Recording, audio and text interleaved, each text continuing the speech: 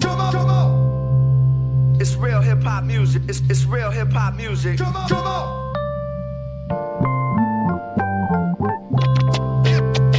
on it. 1 2 1 2. This is Major Journalism. I am David Trom Dig Shanks.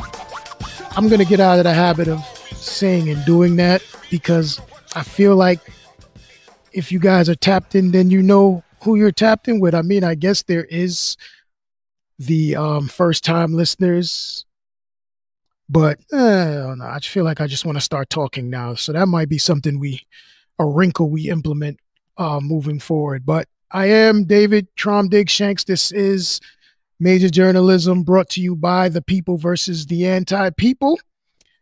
Solo once again, and that's good because I'm just going to continue flowing from the previous episode. I listened back and, it was good. It was therapeutic. It was cathartic. And so I'm going to keep going on that road and make maybe some little announcements as we move forward.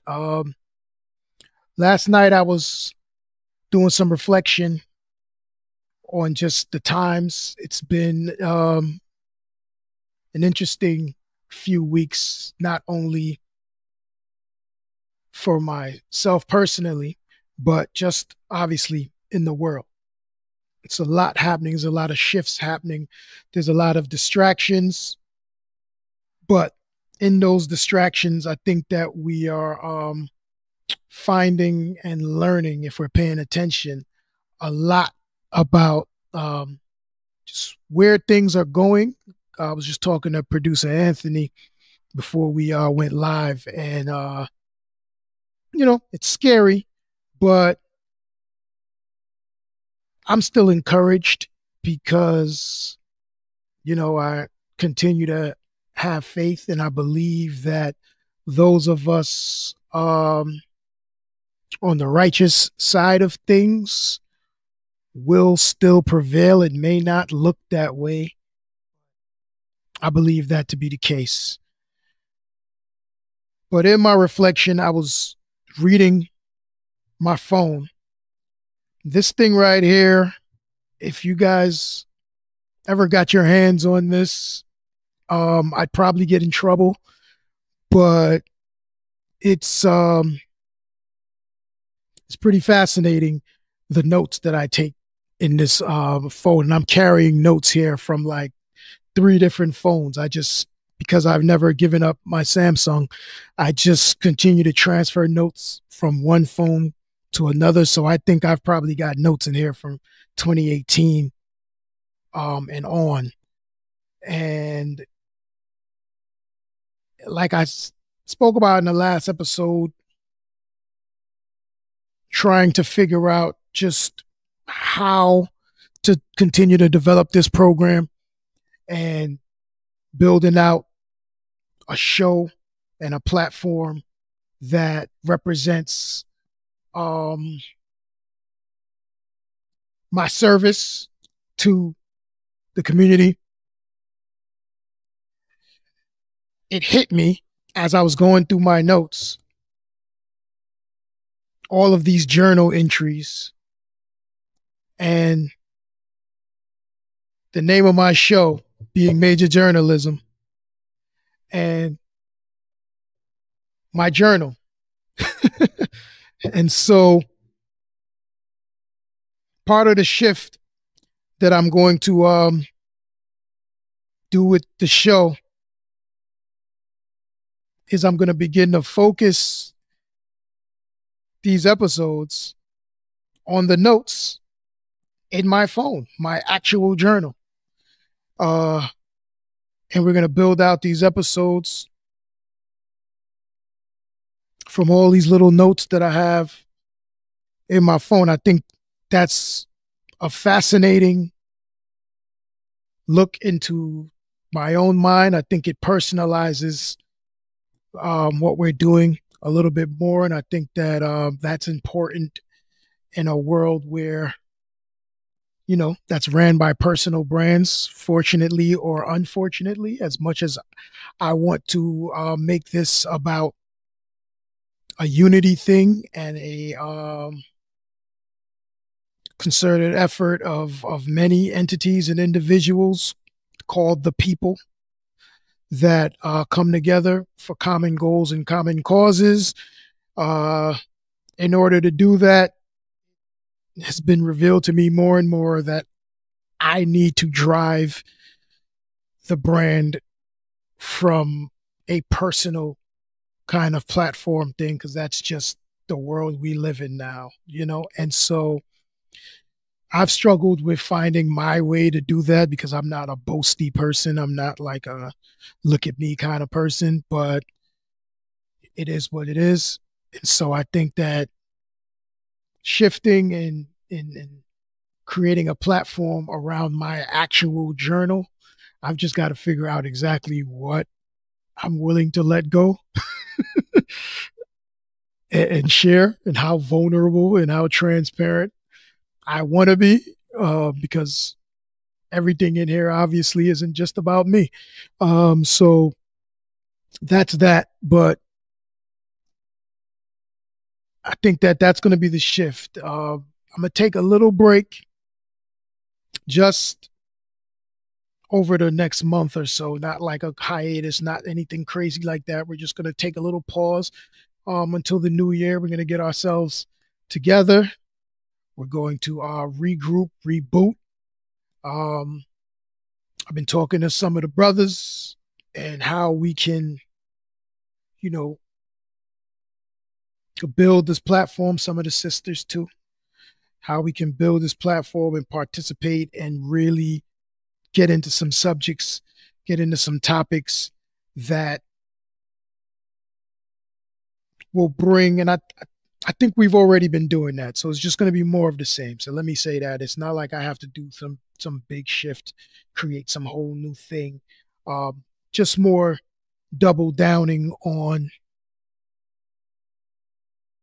our approach to these topics, the research that goes into it, the fact-based research that's behind the opinions, the conversations that we're having, and really putting forth our best effort, you know? So in that, going through my phone last night, I stumbled on a quote, a couple quotes that were timely. And I had these two quotes put together. I'm not sure why. And now I can't even find it in my phone. So I'm just going to go off memory. But the first quote, I didn't have them attributed to anyone. So if anyone knows where these quotes are attributed, please share in the comments. The first one was, the deeper they dig, the blacker it gets. The second quote was, or the second note, because I didn't have them as quotes. I know this is a yoga quote because I live with a yoga practitioner and instructor who reminded me. Oh, that's a yoga quote. The journey of the self to the self through the self. That's kind of the experience that I've been having over the last year specifically, for some time now, but the last year specifically. And that's kind of where we were going in the last episode. And how do those two things coincide? Why did I have them written in the same note, in the hundreds of notes I have in my phone? We talk about all of this coming from triple stage darkness, talk about the black hole and these gaps in space, these implosions, this from within to without, going deeper and deeper into self in order to find self. We talk about perception, our senses, how we navigate this realm, this reality, the eyes that see outward, how we perceive what we see outwards, and then there's our smell, our feel, you know what I mean, our touch. How that also happens inside with these inner senses, the inner eye, you know, your inner feel. And how the deeper we go into that inner self, that's the journey through which we come back to ourself. And then that's reflected, in the self that shows up in this realm, in this plane. And doing that work, the work that I've been doing to examine, to reflect, to really take the time to deconstruct who I am, who I've been, how I behave. What do I like? What do I not like? What do I want to do? How do I see myself? How do I really see myself? You know, all of these things. How it reflects in my art, in my creativity, and trying to, you know, continuing to make music, and cracking this mic twice a month and interviewing folks and trying to put forth a message. Am I on brand with self, you know? My pause with making music has a lot to do with that. What am I rapping about? What am I making music about? I mentioned in the last podcast, Mickey saying he wanted to listen more and talk less. And, you know, going back to becoming a student and going and finding and seeking the information that I want to bring to you, to the community. All of these things, you know,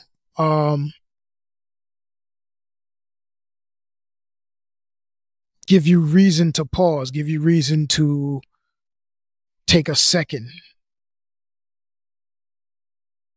The events that are occurring currently in the news cycle, whether it be Kanye, whether it be Kyrie Irving, by the time this airs, it'll be something new we'll be talking about. But in real time, what's happening, and it's easy to dedicate a whole show to it. I have a whole lot to say about it. But not so much my opinion on Kanye or my opinion on Kyrie, just looking at the circus and seeing all of these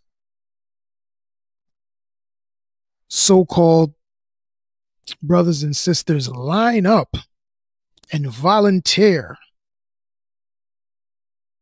for what in many ways is a public lynching. Lynching may be a trigger word. You might not like that word. So a flogging, a chastisement, of, in the sense, in Kyrie's case, a young man, a 30-year-old man, who's a professional basketball player who, you know, played in, I think, 11 games at Duke before he went to the NBA. A brother who is trying to find himself, who's trying to educate himself on who he is. And in that process is getting information from all types of sources and all types of outlets, some harmful, some not. In the harmful outlets and text and documentaries in this case, there's information that is useful. There's information that needs to be thrown away. Like most things. Does he have the maturity to discern what is useful and what is not?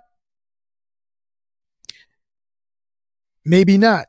Is it his responsibility as someone with millions in his platform, following him?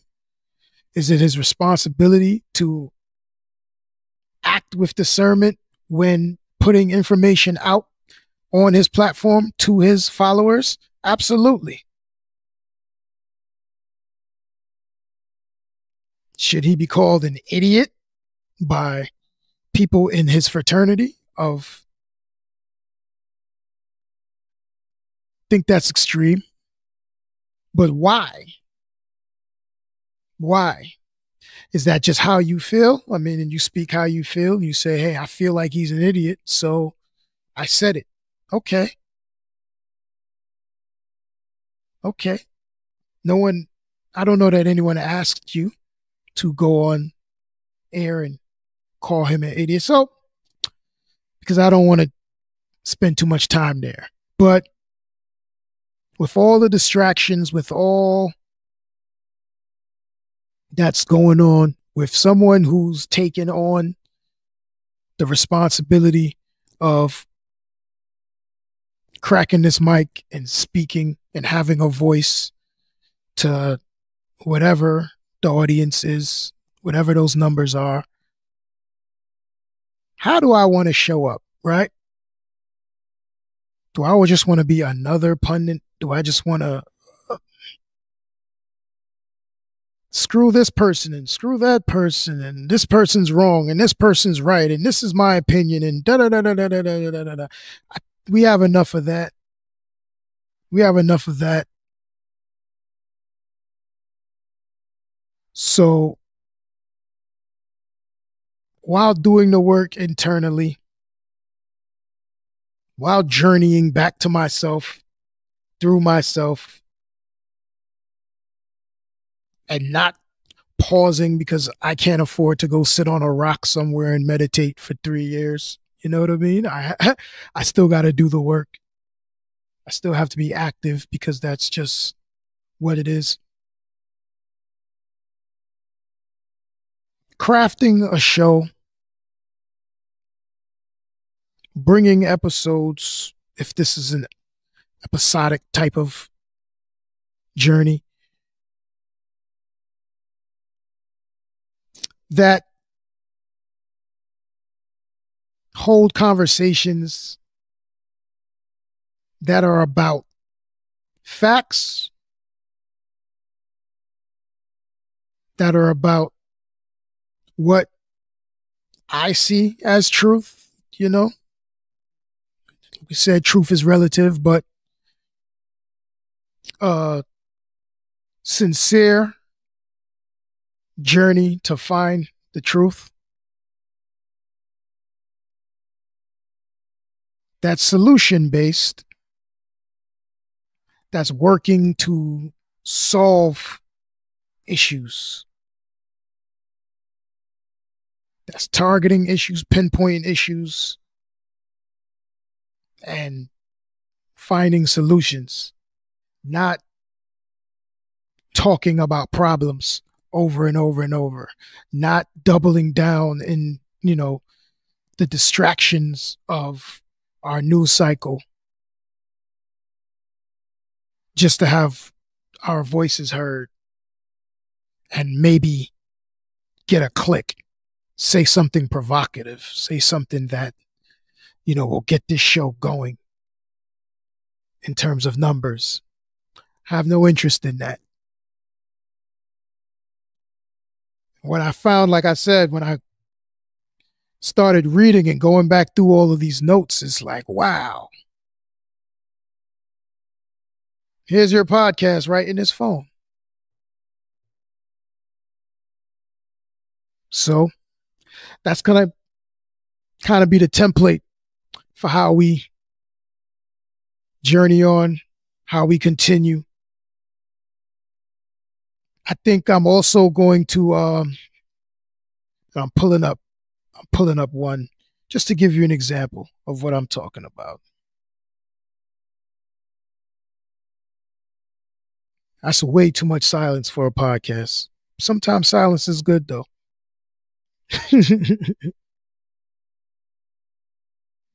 This is from Greta Thunberg. She's probably 20 now, but she was the little 16-year-old climate activist who was I think she made the cover of Time, but she was the whole thing a few years ago. I believe she spoke at the UN, and her quote was, "This is in my phone from December 12th, 2019 at 11:36 a.m. I wrote, every great change throughout history has come from the people. We do not have to wait." That's something that I took motivation from in my platform, because I think that as a collective, I could speak definitely for my people. We're waiting. You often hear a lot. We don't have any leaders anymore. Where's our leaders? Where's our Martin Luther Kings? Where's our Malcolm X? We don't have any leaders. Well, what about you? Why don't you lead? Why don't you build? Why don't you create something? Why don't you join something? There's so much work to be done. Start an organization or join an organization. That's part of what I'm challenging myself to do as well. So I'm not pointing any fingers, but nothing, no movement that's really had any effect in the history was not a people-driven movement. And so the people, even the leaders, they were selected by the people. Martin Luther King didn't just decide he wanted to lead. It was like, let the young boy lead. We like the way he talks. You go talk to them. And that becomes, a campaign, a thing, but that's that he's selected by elders, by people in the trenches, by people fighting already. This is not, you don't just decide I'm the leader. So, it's things like that. Just as I go through my phone, we're going to grab these notes and these quotes, and we're going to build episodes around it. And I'm going to take a little break. I'm going to rest this month, take a nice trip to Barbados in January and sit on the water for a little bit, get my mind right. That's going to be beautiful, inshallah, Lord willing. Looking forward to that. And the hope, the plan is to come back refreshed, recharged, inspired, enlightened, with more information, with energy to really engage, because this is a war. This is a fight. We are on a battlefield. It's a spiritual battlefield, I think, even more so than physical. And it requires being as strong, as steadfast, as resilient as possible. And that's something that I need to be very mindful of, very conscious of.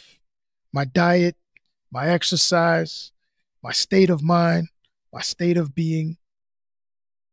I'm not 20 anymore.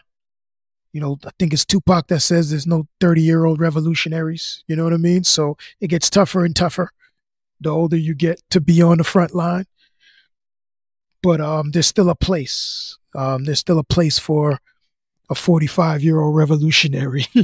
So find my place and make my contribution. And that's really all I got. This is a quick one. I'll be back. I'll be back soon. Bigger and better than ever. And we'll get to it. We'll get to it. I appreciate everyone for hanging in. I guess we can call this the end of season 1. And we'll see you soon. There may be one more after this. We'll see. But basically, I'm announcing the end of season 1, and we're gonna pivot and do some more conscientious, more less just doing this because it's therapeutic, and more being strategic and very deliberate in how we moving forward. So peace and love. This is Major Journalism. We'll be back soon. Peace.